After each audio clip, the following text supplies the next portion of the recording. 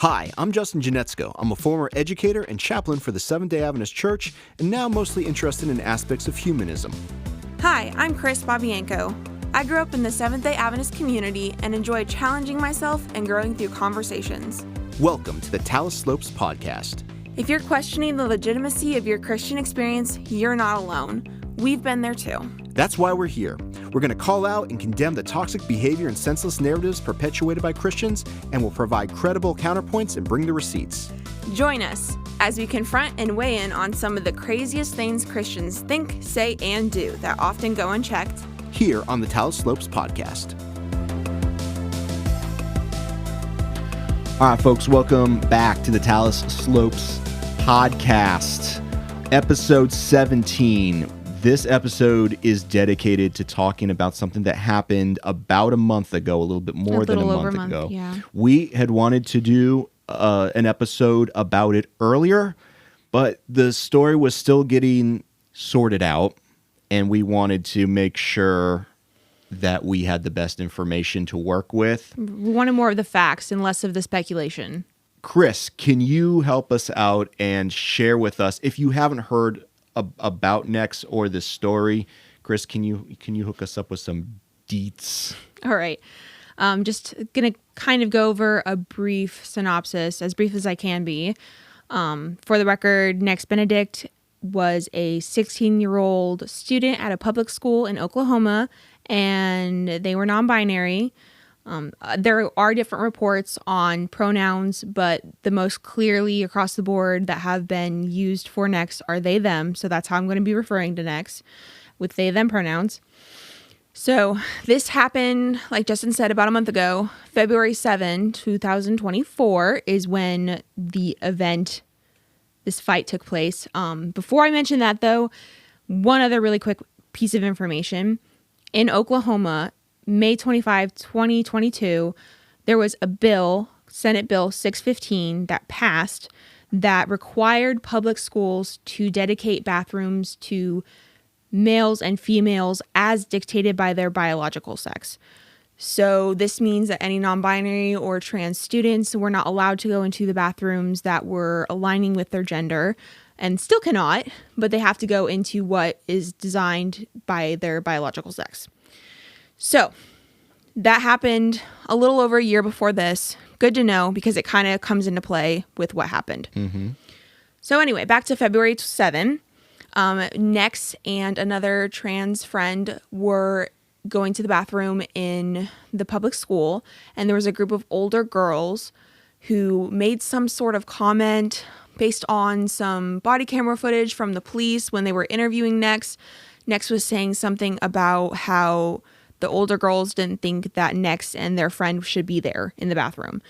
And Nex got frustrated, threw some water on the older girls, and things escalated really quickly. Nex was beat to a pulp, basically. And then nothing...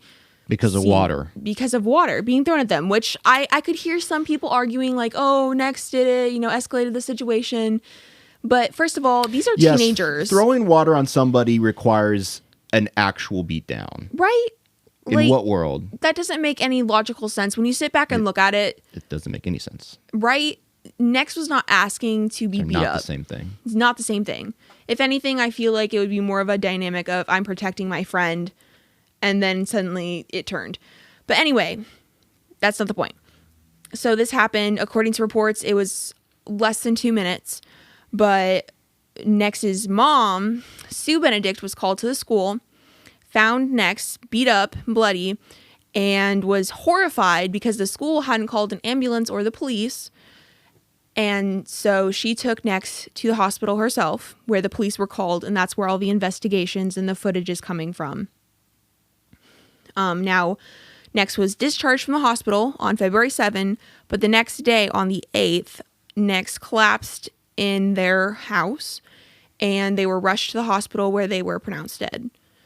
So that's kind of the whole story of how this happened. There was a fight in a school due to what seems to be some gender issue, bathroom stuff, due to this, or just harassment. There had been notices from family members saying that Nex had been bullied for around a year. So bullying was an issue. And then this brought up a whole lot of really colorful and horrifying responses from the Oklahoma government. And that's what we really want to focus on for this episode, are the responses to what happened. Yes, because this is really sad. And I know as Americans, we see all sorts of terrible things happen at schools nowadays, which is awful and sad. And probably we've become a little desensitized to a lot of stuff. Mm-hmm. A 16-year-old getting into a fight where they were sent to a hospital for a small issue that shouldn't even be an issue. That's a problem. Then dying of those injuries. And then dying. Like, that's awful. That shouldn't have happened. Yeah. To me, the response is indicative of the actual event. I don't really think that you can separate those two things. And this is where this story intersects with our podcast. It has been the way that not just people in general, but specifically Christians have responded to this story. And I don't mind saying it's disgusting. It is. It's really horrifying. Now, there have been many responses to what happened, but the one that kind of caught some fire and the media really started to push was the response of Oklahoma State Senator Tom Woods. And we're going to pull up an article here. This is from coco.com. Not sure what that means, but this is local reporting, so that's good. Let's see. This was updated on February 26th. So a little bit after, a few weeks. Okay, this story, I'll post a link to the article that we're reading from so you can go and check it out yourself. This is all over the internet anyways. But Senator Tom Woods, who identifies as a Christian, had called previously, before this particular article was written, LGBTQ plus Oklahomans, or really I would say people in general, filth. Oof. This man called people filth. That's just... In the wake of what happened to Nex Benedict. Yes, that was what he said right after. He just didn't well up at like some party or whatever. He said this in response to this death. And it gets worse. Just wait. So I'm just going to read this here. Days after calling LGBTQ plus Oklahomans, am I saying that right? Oklahomans, yes. Filth. A state senator issued a statement on his comments saying he stands by what he said. So he did not misspeak, and given some time to think about it and ponder it, he's like, nope, I'm right. Filth. State Senator Tom Woods is facing growing public outcry and even scrutiny from those within his own Republican Party. I wonder how much. Senate leadership called Woods' comments reprehensible and horrifying. Yes. Yes. Yes, we know. Yes, but are you doing anything about it? Great job, Senate leadership. Yeah. But the state senator from eastern Oklahoma has not apologized and appears to be doubling down. Oh, they love to double down, don't they? This is a quote from him. "We are a Republican state, supermajority in the House and Senate. I represent a constituency that doesn't want that filth in Oklahoma," Woods said, referring to the LGBTQ plus community during a public event last week. He won't even recognize that these are people. He says that filth. It gets worse. The comments came after an audience member asked Woods about legislation targeting LGBTQ plus community. The audio was recorded by the Tahlequah, I messed that up, Daily Press. Go look at the site. You can read it for yourself. Okay, this is what I really want to get at here in this story, and I think that we can continue on after this quote. But Woods said this: "We are a religious state." Are you? "We are a religious state, and we are going to fight it to keep that filth out of the state of Oklahoma, because we are a Christian state. We are a moral state," Woods said. So his excuse for having this mentality and this vocabulary against the LGBTQ plus community as a whole and specifically non-binary trans people like Nex, is I'm okay to do this because I'm a Christian and it's against my morals to say anything else. And that's okay? What? Christians, is this your guy? Is this your guy? Is he speaking for you? What are you doing about this? Aside from commenting how you don't agree. I mean, honestly, what does that actually do? That doesn't do enough. It doesn't That's do anything. all I'm saying. It does nothing. It makes a headline, I guess, or at least gets buried in a story. But what is actually being done? Because legislation like this that caused this whole issue probably, like maybe not the entirety of the issue, but a good portion was brought up because of this legislation in Oklahoma is going everywhere. I remember I even read an article from someone right before it passed on May 24 who said if signed, this law would undermine rights to health, education, and privacy, and that it would endanger children. Ooh. Guess what happened? Conservatives just got aroused. Ew.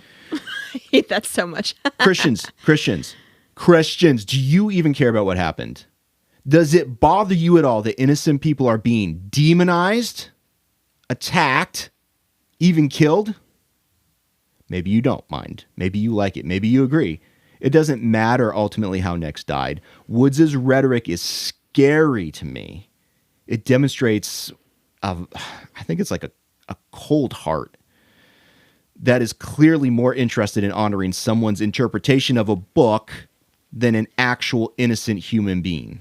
Right. I really don't care what anyone thinks about the LGBTQ plus community. If you see a kid that died because of their identity and it doesn't bother you, that's a problem. Even if you don't agree, kids dying, that's a problem. People dying, yes, that's a problem. And in this case, the problem lies here for you, Christians, conservative or otherwise. Usually, we're going after the conservatives on this show. Yeah. Today, I'm expanding it, Kris. I've declared a state of expansion where everybody who is listening that considers yourself to be a Christian or calls yourself a Christian nominally or whatever it is, this is for you. Whether or not Nex died directly because of Christian influence isn't even the point, because we know that queer individuals have been victimized because of the bigoted and intolerant teachings of Christianity. And if you don't like hearing that, you can go ahead and turn this off right now. Because that's just the truth. And it's going to get worse for you. For real. Or if you're like, yeah, I think that's right, then okay, now we can do something, right? We can start to change this thing up. Because, I mean, we could talk for days and days and days about the hate crimes that have been perpetrated upon the queer community by people that have been, I think even you would say, by their religion radicalized to intolerance. The problem here for all Christians is that Christianity itself has been historically and still up to this day been hateful and is hateful towards so many groups of people. You hear the label Christianity, you hear that Christians are doing something, and automatically there's those red flags going up saying, oh no, what are the Christians doing again? Real quick, if you don't understand that, you need to get out more. Right, exactly. Like, just listen.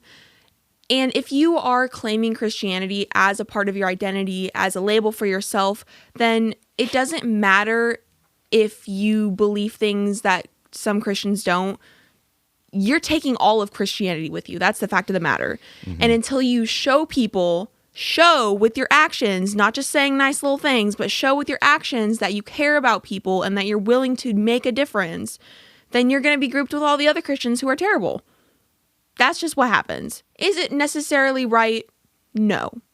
But given the historical and to this day evidence of Christianity being hateful in general, that's just what happens. Do something about it, and if you're going to complain about it. Right. Yeah. I mean, that's just it. Like we all know that not all Christians are like that or believe those things. Exactly. But I don't even know what to say anymore at this point when they are just happy enough to keep communion with these individuals. Right. Like, I know, at least for me personally, when I've talked with a few individuals about things that really have bothered me about church with the intention of trying to get them to understand where I'm coming from, a lot of the time, instead of trying to understand my perspective, it's just, oh, well, but think about what they're going through. Think about how hard this is for them. And I'm like, but that's all I've heard my entire life. Right, yeah. Who's trying to listen to me? Yeah, when are we going to get to the other people, the people that are actually suffering? Right. Let's talk stats. Let's talk facts. Alrighty, let's go. Let's talk the book of Acts. No, Do we actually have Acts here? I don't think we do. No, bro, not today. The CDC has the CDC, reputable source? I think so. It depends on who you ask, I guess. But if you ask serious people, a reputable source. It is something designed to talk about being healthy, basically. From the experts. From folks. the experts. From the experts. Okay, so I'm going to provide a link to this from the CDC, but I'm going to read under the heading Experiences with Violence in regards to LGBTQ plus kids. Students, in this case, and specifically high school students. LGBTQ plus high school students experience more violence than their heterosexual peers, both at school and at home. LGBTQ plus youth consistently report higher rates of bullying, being threatened or injured with a weapon, and dating violence.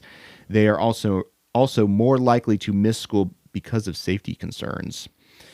Okay, so from a group that's actually done the work and said, let's investigate. You have experts saying that there, for some reason, Kris, that these individuals are plagued with more violence in the places that ought to be the safest for them. Why could that be, Kris? Why could it be? Maybe because of hateful rhetoric like we're seeing in this episode.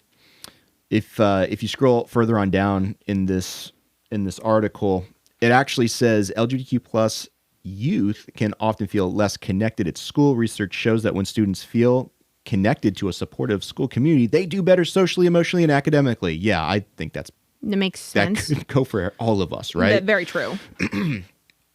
When schools implement LGBTQ plus supportive policies and practices, all students experience less. All students, by the way. So this is better for everybody, right? Oh, so benefits not just the queer community, but also benefits all the other students. Turns out when you are good to everybody else, it ends up being good for you too. Christians, take a note. All the students experience less emotional distress. Could I interest you in that? Less violence and harassment. Could I interest you in that? And less suicidal behaviors, which I don't care if you're a Christian, an atheist, whatever. All of those things are good things. It's all good, but we all know that this community has much higher suicidal behaviors than other communities. So anyways, you all go check out that link to that article. There's some really good stuff there that's a little bit more in depth than we have time to discuss right now. All right, so we're seeing from this and from many other sources that we don't have time to cover in this episode that people are dying, innocent people are dying because of Christian rhetoric, because of Christian teachings, because of Christian beliefs as they stand currently, right? Yes. Christians, is that cool with you? How do you reconcile that with your own personal Christian experience? Because look, I know you all like your church services. I know you all like your praise musics. I know you like your fellowships. I don't know why I'm adding S's on all this stuff, but it feels right. Make it sound fancy, I guess. I don't know. I know you all like being told nice things about Jesus. But when is your Christianity going to become about other people? Innocent people who are oppressed and marginalized and dying. When is the focus going to be on them instead of what you're getting out of it at their expense? I just don't understand how so many Christians seem to be comfortable going to church week after week. Well, because of the AC, the coffee. Yeah, but at the same time, they're there. When they're still there, just, talking about how happy they are and how life is great and everything's great, people down the street are dying because of things that they're teaching. Like, how is that okay? How do you reconcile that in your brain? Yeah, I don't know. Like, there definitely needs to be a space for people to have a positive experience and a positive time. Yes. But again, does it have to come at the expense of ignoring? That's what I was trying to say. Yeah, to clarify. Why can't it's like the CDC stats about like once everybody's having a good time, when we treat everybody well, it ends up being good for us too. Yeah, it's just. No, I do know. Yeah, I do want to be careful not to act like I don't think church is a good thing at all, because No. it can be. Right. My point is that It can be awesome. this needs to be addressed. This needs to be talked about. And just ignoring the issue isn't going to make it go away. It's going to make other people hate Christianity even more. But here, to me, this is really where the rubber meets the road. This is really where the reality is. I mean, Christians, are you cool with worshiping with people who think that what happened in Nex is okay and would agree with Tom Woods in his comments about Nex and others being filth? I mean, what are you going to do about that? I really hope no one thinks that's okay, but I guess that's unrealistic to think Well, that. I mean, I think probably most people don't. I mean, they don't mind enough to leave. Now, you and I did. Yeah. Because this is our exact experience. Exactly. It's like there comes a point when you can't just ignore these issues anymore. How are you supposed to come to church and worship and be happy when you have something that you can't talk about at church? I mean, like, if I'm looking to the guy next to me during a worship set or whatever, and he's lifting his hands, singing these songs about how good God is, and I know what he like posted on social media the other day, something incredibly hateful. Like, what am I supposed to do in that case? Right? Like, what am I supposed to do, Kris? That's what I'm saying. Like, I don't know. It's just hard to believe people are genuine and actually loving people and listen to the nice things they have to say when you hear them spreading such hateful comments about. But why does that guy believe that? Because I don't know. The guy that is worshiping God with all his might and strength in a worship service and believes that queer people are filth, believes that his belief is good and correct. That's why this needs to be addressed. It's not okay. But I will say this, Christians, do you suppose maybe, just maybe, if innocent people die because of your religion, that maybe your religion is flawed? Now, I think if you ask most Christians, they'll be like, yeah, of course, our church has flaws, it has issues. I'm not talking necessarily about the people. I'm talking about the fundamental beliefs. Yes. The things that you all, in some cases, would go to your death for. Are you okay with being a part of that religion? Is your church's leadership, not the pastors, promoting Tom Woods' ideas either explicitly or, here's the tough part, by omission? Ooh. Oh, we're just not going to talk about this. We know that this is wrong. Look, I know a lot of pastors, and I can't think of one pastor that would be happy about what happened to Nex. I really hope there would be none. I can think of some I don't know personally. Gosh. You can find them on the internet. But I don't know any pastors personally that would be like, that was a good thing that happened. I just don't. And I'm proud to say that. Yes, that's really great. I'm really happy that I can say that. I also don't know many pastors at all that would bring this up to their congregation. Yes. So that would be the omission thing. Yeah, I get church politics are tricky. I get that. I've been there. I don't think anybody's denying that. Yes. But what are we doing here? What are we doing? There's something has to be done. This is not okay. We have said from day one on this podcast that if you are not part of the solution, you're part of the problem. Those who remain silent in the face of controversy are complicit. They are just as guilty. If you know what is right, but you don't do anything about it, I mean, historically speaking, this has been proven over and over again within any human rights movement. So now you're left with a choice. Kris and I, we figured out how to begin to make all of this go away. You know what the answer is, Kris? Yeah, it's just being there and making a safe space for people. Yeah, which is affirmation. Affirmation. Which conservative Christians will shudder to hear that word in Yeah. regards to the LGBTQ plus community. We have to affirm them. We can't do that, they'll say. I have heard people say you can't use pronouns that you don't respect or understand or agree with. You can't use a different name than the birth name that someone has. But using their name is just a common decency. Using pronouns is just a common decency. Even if you don't agree with whatever you want to call it, the gay lifestyle or this sinful Don't call it whatever. that. Please don't call any of that. I'm not saying that's good. Please do not do that. But even if you can't get to the point where you're understanding and willing to learn and develop as a human being, just be decent and use people's names and pronouns. Now, when I say affirmation, here's what I'm talking about. And this first source is the Suicide Prevention Resource Center. Pretty official. It talks about risk and protective factors. And I just want to focus here on the protective factors. And I'm going to, once again, link this in the show notes. But here they are.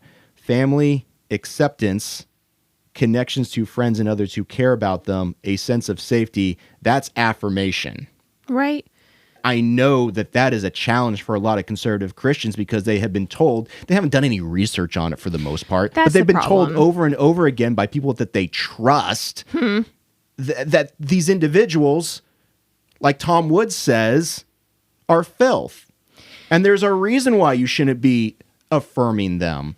But when are you all going to stop listening to people? Do your own work, please. Not only just do your own work, but go out and actually have an experience, like actually connect with people, the way that Jesus did. Right. Your so-called alleged leader. Let's do one more here. This source is the LGBTQIA healtheducation.org website. And under the heading treatment and support, they are going to list some things that can be done when caring for LGBTQ plus youth and adults as a way to minimize the impact of stigma and discrimination. Yes, please. And amongst those are, and I kid you not, the word is affirm. Interesting. Affirm healthy, rewarding expressions of sexuality and gender. Look at that. The experts are saying. I just wish everyone understood how big an impact not accepting someone's gender and sexuality has on that individual. Like, it's just creating so much chaos and sadness and anxiety for no reason other than someone's bigotry. I think the Christians deceive themselves when they believe that they can say whatever it is that they want about the queer community just because they're doing it in a quote-unquote loving way. That's not how any of this works. No. We're seeing it before our very own eyes, the fruit of that mentality. Your ignorance and phobia is driving hateful behavior. Anything less than affirmation will continue to result in permission to act upon hateful tendencies. Christians, you perpetuate it because you will not correct it, and you won't lead the masses into a new culture from the top down. What do you think, Kris? I think this deserves a challenge. Mm-hmm. And not that any of our other call to actions aren't a challenge, because they are. But this might seem a little bit harder than some of the other ones, so challenge it is. The sad thing about this whole story and this whole scenario is that the bare minimum for the LGBTQIA plus community is to be affirming. That should be the bare minimum. Right. And the reality is Christianity hasn't gotten there. Not even to bare minimum. Not even close. Not even close. And yes, there'll be a few individuals that are great and loving and helpful, but what is the whole of your church teaching? Can you put it outside on your church sign or marquee? You and I are right now recording in a location that's very close to a church that has done that. Yeah, I actually have seen that, and it always warms my heart a little bit. There's a big, and the marquee, electronic marquee, you got a rainbow background, and then it says, "We are a welcoming and affirming congregation."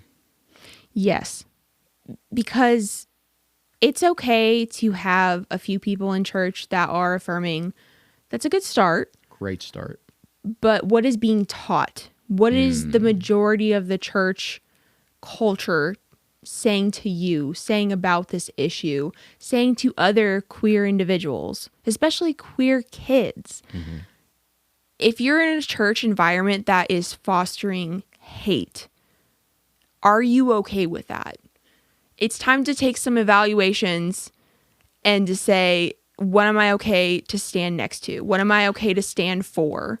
Yeah. And if you're not okay with certain aspects, then please take this as a challenge to reconsider what your values are, what is important to you, and where the line is. Because obviously the line is so blurred at this point for most Christians that you can not relate to the majority of Christians and still be a Christian. Mm-hmm. And that shouldn't be okay. Unfortunately, it does take extreme measures to shift the culture within Christianity and religion as a whole. And it's time. It's past time to stop doing these little conversations and act like that's enough. Big things have to happen. Extreme measures have to happen. We need to be looking out for people who are being hated on because they are dying. And that's not okay. Yeah, and you mentioned it's time. I mean, presently, currently. I know I say it's time, but it's been time ages ago. Yeah, but look, just if you're aware of any national news whatsoever, I would even say we haven't brought this guy up yet, but there's a guy by the name of Mark Robinson who is the Republican nominee for governor in North Carolina, and again, get that, Republican nominee. They decided this is our guy. Right, this is the guy to represent us. A party that is largely comprised, historically, traditionally speaking, of Christians who has called LGBTQ plus people filth. He has equated queer people to maggots and, quote unquote, what the cows leave behind. He has claimed that heterosexual people are superior because they can do something these people can't do, before saying homosexuality creates nothing. He claims that the trans rights movement was full of the spirit of the Antichrist. Wow. Christians, Okay. This needs to change now. People are getting hurt. Frankly. This is why our call to action is a challenge, because... Yes, and this has been something that's been brought up over and over again as things keep getting passed, as issues keep coming up. Not listening. No one's listening. When is it going to be enough? All right. I think that about does it. Okay, sorry. Check out the show notes, please, for all of our sources on the things that we have brought to you today. Again, we always want to bring the receipts. We want to show our work. We want to deal with facts, things that are actually measured and material, not just things that we believe in our hearts because our pastors told us so. Kris, I don't have a joke today because the atmosphere of this episode has been somewhat dampened. My joke is Christians that get clout by being hateful. This should be a joke. Politicians that are Christians, particularly, that get clout by being hateful. They're a joke. Yeah. Do not vote for them. Vote them out if they're already in office. If your pastor is that way, leave. Do some reevaluating. Stop entertaining these jokes. Amen. And amen.